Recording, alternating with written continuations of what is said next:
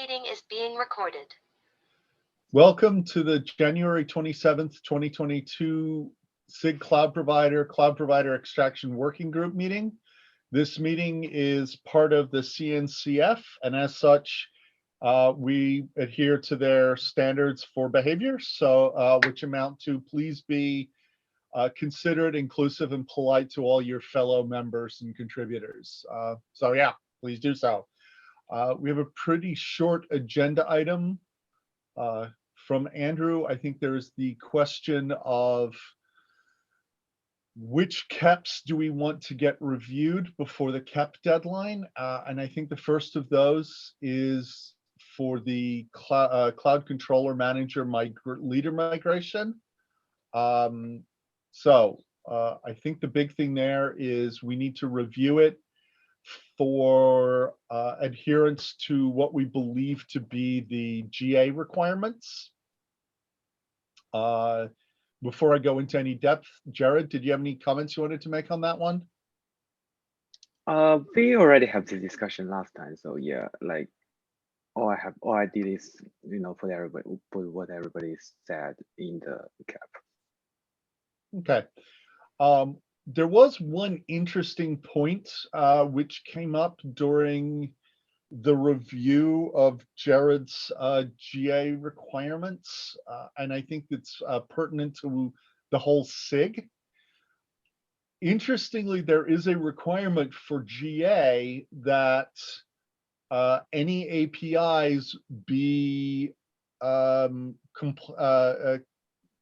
what's the term? I'm thinking conformant.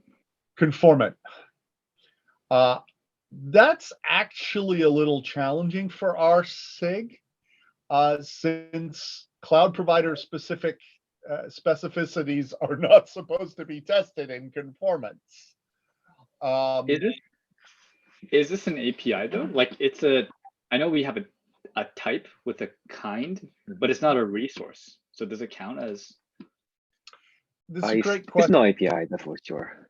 It's just a concept. Well, yeah, I mean, it's sort of an interesting one. It uses a resource, but arguably that resource is agnostic. But some of the coding around it isn't. It's a great question. I think we just need to be very careful about the conformance piece and make sure that we're okay. Yeah, I think that I think that if we need to, we can ask for an exception and make a good case. It's just that I think we need to be sensitive to that when we go for the GA requirements and be very clear. Yeah. Other than that, I think, the general thought is we want to make sure that we have at least one automated test of an HA upgrade where the CCM code is used.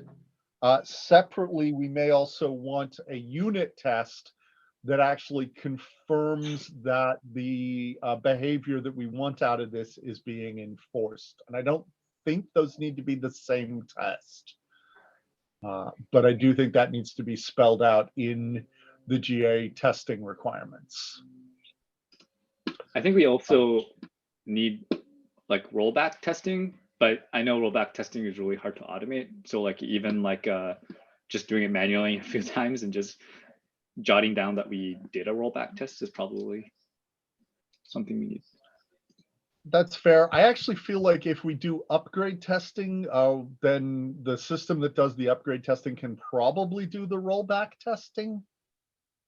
They're sort of part and parcel of one another, but we can deal with that when we get there. The other thing I will say, which I've mentioned before, is this has to go to GA, but it doesn't actually have to go to GA this soon. Yeah. So I think it is good. I mean, it's good to get the GA requirements set. If we don't actually successfully get the migration to GA this release, I think it's still good to have gotten the requirements done, but we can see where we land. Just All right. Just a question for Andrew there. When you talk about rollback testing, you're talking like rolling back from CCM back to KCM or something like that, right? Yeah, Cool. Thanks. and like even ideally between a Kubernetes version where like this got enabled and then disabled along with the component migration. Yeah. Okay. And I will say, I mean, if you read through the CAP, the CAP talks about rollback. So, I mean, it does make sense. The entire steps needed to go from migrating from something like the service controller running in the KCM to running in the CCM. The CAP also speaks about running it in the CCM and then rolling back to it running in the KCM. So it is actually covered by the CAP, and as I mean, I would say it would have to be tested anyway, but given that it's in the CAP, properly in the CAP, I do think it needs to be, even more reason it needs to be properly tested. And I'm making a note here to go back and reread these things because I don't. But you're talking about this leader migration cap, right? Correct. Yeah, Okay, specifically cool. the leader migration cap. I mean, granted, I say this, I remember it being there, but I haven't actually read that cap in probably 6 months. I mean, yeah, like I don't recognize it when I look at it now, so I'm thinking I should go like spend some time reading it. All right, and then there were also, someone says minor tweaks to the kubelet credential provider. Is that from you? Yeah, Andrew?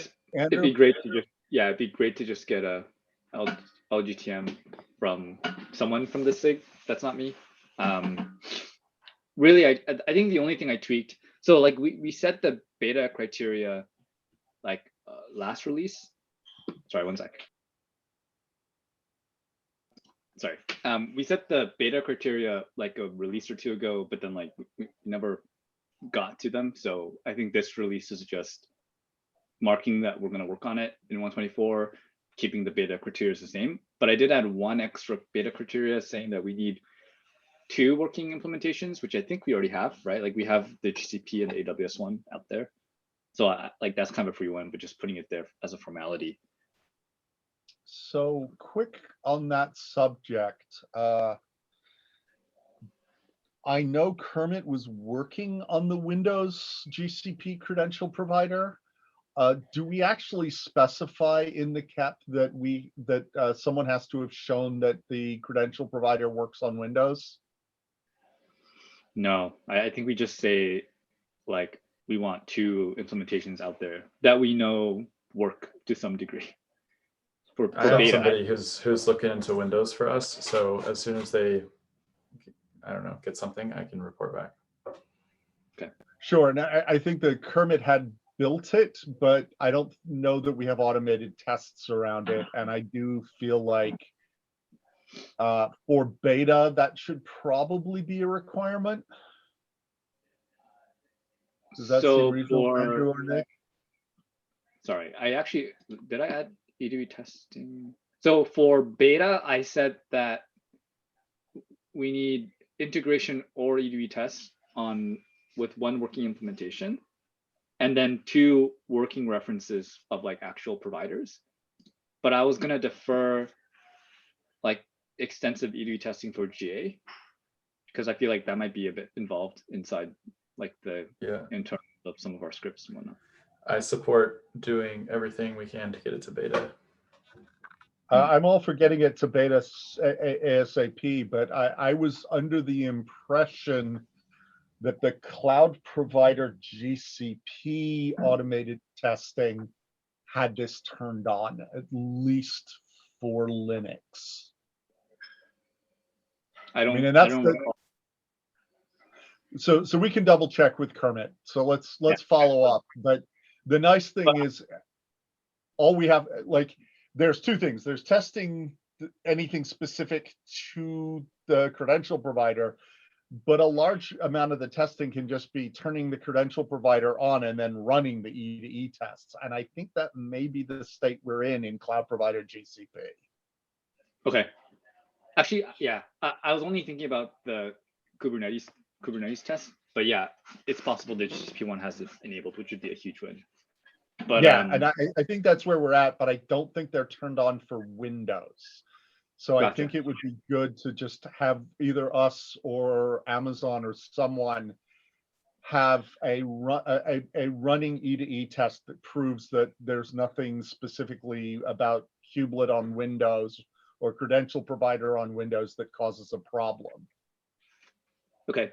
And I expect there isn't, but I think it would just be good to have that confirmed. Okay, so maybe like that's a good distinction to make. Like for beta, we just have to for beta, we want to make sure that on the implementation side, we have E2E tests. And then for GA, we can say like the whole Kubernetes suite, like Kubernetes core suite runs on the credential provider as well, which is going to be like a larger effort, but give us more time to work on that. Okay. Okay, I'll That update seems the reasonable. Awesome. Thank you, Andrew. Did anyone else have any other KEPs they wanted to go over? So as a side note, Nick and I met earlier this week. And so I think we tentatively, and correct me if I'm being dishonest here, Nick, but I think we tentatively have a plan for getting some of the alpha stuff needed for webhooks in the CCM done in this release. Yeah, Would you that's the agree, Nick? plan. Yeah. All right. Cool. And then I'm behind, but the other thing I think that is vitally important that we need to get done, and this one's on me, is enable no CP on KubeUp. And I think that's needed for the entire cloud provider feature testing effort. Because I think that's going to sort of highlight a series of places where we're not getting the testing we need. And what exactly is no CP? I'm not following. Oh, no cloud provider. Oh, okay, gotcha. Cool. So we have two feature gates that enforce no cloud provider. One does it. I mean, Andrew can speak to this better than I can, but one of them enforces no cloud provider on the main binaries. So kubelet, KubeUp, or sorry, kubelet, Kube API server, and Kube controller manager.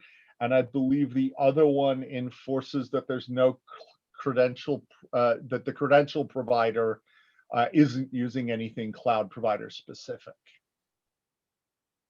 Right, Andrew? So one of those is like disable cloud provider feature gate. Do you recall what the other one's called? I'll do some reading on it. I think it's called disable kubelet credential providers. Thanks, appreciate that. Right, and so those are there. Those are currently feature gates in alpha. They get turned on in beta, which basically means all of our testing breaks. And we know this for sure. So I think it would be good to have set up one test suite proud job that basically shows what'll happen when those get turned on. But the weird part is that they don't break. I know this sounds like a weird thing to say. They don't break in the correct way currently. So right now, if you turn at least, and let me be specific, they don't break in the right way for Google.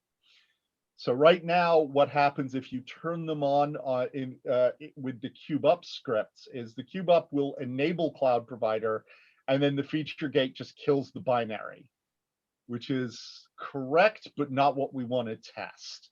What we want to test is you turn off the credential, we pass a flag to turn off the credential provider. We use the feature gate to enforce that. And then we see which tests fail because the cloud provider isn't there, not because the binaries aren't running. Gotcha. I mean, that makes perfect sense to me. Cool. Yeah. So anyone have anything else they want to chat over? Nope. Now I'm going to stop recording and give everyone 10 minutes back. Thanks all.